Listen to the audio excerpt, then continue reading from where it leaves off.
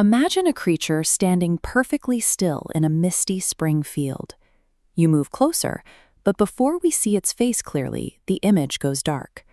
This was the singular obsession of a young Korean monk in the winter of 1882. He had built the walls of his mountain hut himself, turning his isolation into a high-stakes psychological game he couldn't stop playing. For 90 days, he was sitting with one strange riddle from an ancient text, the image of an ox with no nostrils. It is a biological impossibility, a creature with no nose ring, no halter, and no opening for a rope to pass through. He agonized over what this meant, pushing his mind to the absolute limit. His aggressive pursuit of clarity became the very force binding him to the floor.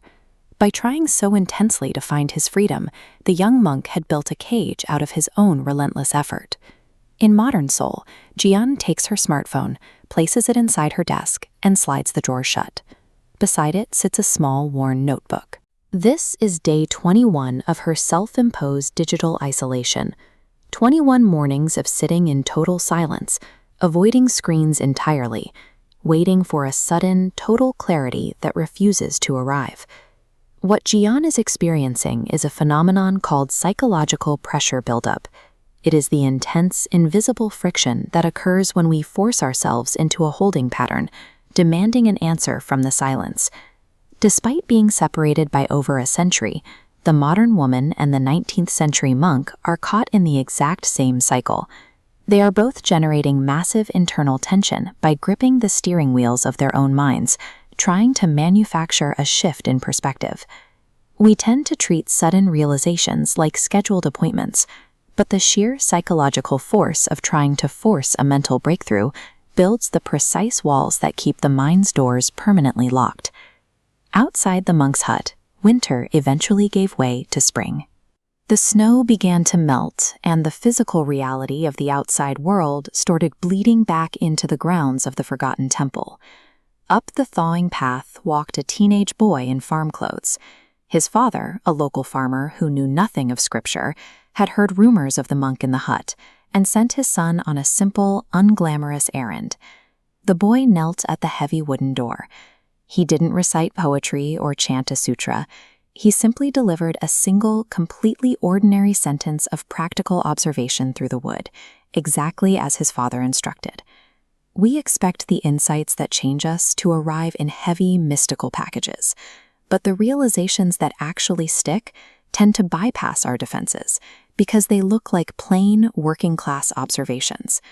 In the instant those words entered his mind, the monk realized the ox wasn't a puzzle to solve.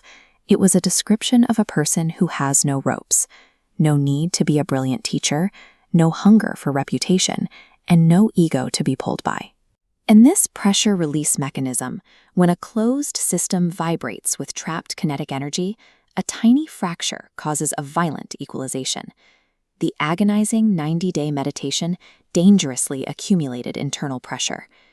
The farm boy's sentence was merely the structural crack, allowing the built-up energy to finally escape. The reaction was physical. The monk collapsed onto the floor in a fit of wild laughter. He shoved open the door for the first time in 3 months and stepped barefoot out into the blinding, freezing spring sunlight. The monk's change of state was the inevitable thermodynamic release of his own preparation. The boy's words didn't add anything new. They just allowed the energy the monk had spent 90 days building to finally move. The effort was the fuel. The sentence was the spark. We often skip the 90-day timeline of isolation and focus on the moment the door opens. We hunt for the trigger, the one quote or life hack that will fix our mindset instantly, while doing everything in our power to avoid the quiet, agonizing heat of getting ready. But the trigger is useless on its own. If that farm boy had whispered the exact same sentence on day 1, the monk would have felt nothing. An unprepared mind simply deflects the trigger because there is no internal pressure to release. Building that pressure is the only variable within our control. We cannot force the arrival of a breakthrough, but we can do the daily labor that makes our mind's high-pressure systems ready to react when the right word finally finds us. Back in Seoul, day 22 arrives. Jieun sits at her desk and winds the mechanical clock. She is no longer checking the time to see if her hour of silence is almost over. She has stopped waiting for a lightning bolt. She simply sits.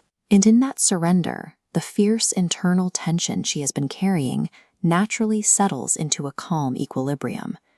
She writes down a realization that took 3 weeks to reach. The 90 days of sitting weren't the prelude to the change. They were the change itself, slowly compressing until it had no choice but to break open. The preparation and the breakthrough are 2 sides of the same mechanical event.